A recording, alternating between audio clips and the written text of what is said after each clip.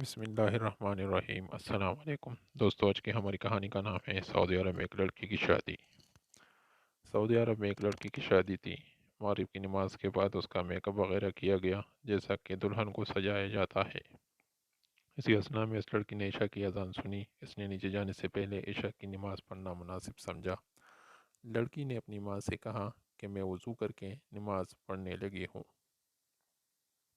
تو لڑکی کی ماں حیرت سے اسے دیکھتے ہوئے بولی، کیا تم پاگل ہو؟ مہمان تمہیں دیکھنے کے لیے انتظار کر رہے ہیں، اور تمہارے میک اپ اور بناؤ سنگار کا کیا ہوگا؟ یہ تو سارا پانی سے دھل جائے گا۔ میں تمہاری ماں ہوں اور تمہیں نماز نہ پڑھنے کا حکم دیتی ہوں۔ اور کہا، واللہ اگر تم نے ابھی وضو کیا تو میں تم سے ناراض ہو جاؤں گی۔ بیٹی نے کہا، اللہ کی قسم میں یہاں سے تب تک نہ جاؤں گی جب تک نماز ادا نہ کر لوں۔ میں کسی کو خوش کرنے کے لیے اپنے اللہ کی نافرمانی نہیں کر سکتی۔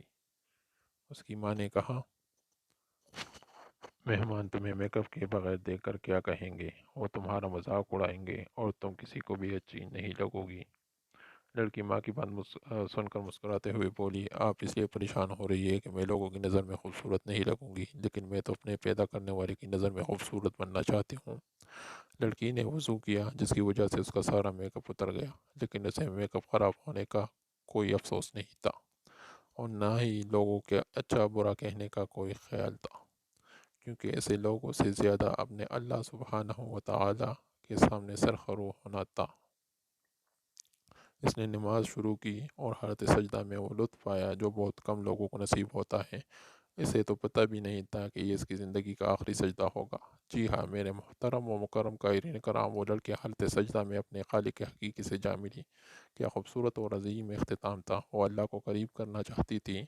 اللہ عز و جل نے اسے اس حالت سجدہ میں اپنے قریب کیا جہاں ہر مسلمان کے اللہ کے قریب ہوتا ہے۔ اگر آپ میں سے کوئی اس لڑکی کی جگہ ہوتا تو کیا کرتا؟